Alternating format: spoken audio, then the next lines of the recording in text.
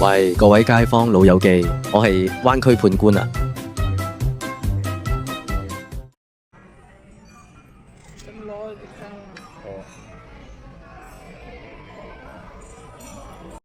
哇！見到呢個咁靚嘅日落，就知我哋今晚要食餐靚晚飯啦。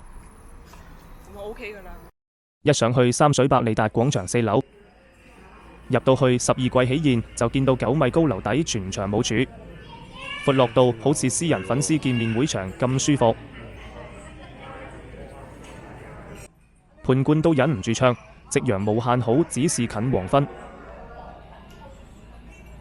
同大家睇下餐牌先，小菜、海鮮、點心乜都有。今次判官我就點咗5個招牌，分別有5仁珍珠馬蹄丁、筒子豉油雞、蝦醬腩片蔗菜花、生煎牛肉包、香煎鮮蝦蓮藕餅。5個餸先至278，你哋話抵唔抵？5仁珍珠馬蹄丁皮脆內軟，5仁餡料豐富，呢隻豉油雞真係夠晒正，入口即食到玫瑰酒香，同時又有豉油嘅鹹香。呢碟蝦醬腩片蔗菜花，蝦醬味道濃郁，鑊氣十足，仲有脆脆嘅菜花口感。生煎牛肉包，包皮底部煎到金黃焦脆。呢個蓮藕餅仲犀利，蝦肉豪爽又滑，蓮藕墊底微微甜脆。食完之後仲可以去百利達廣場行下 Uniqlo， 甚至試下小鵬電車。如果有街坊老友記想我試架電車，記住喺下面留言話我知。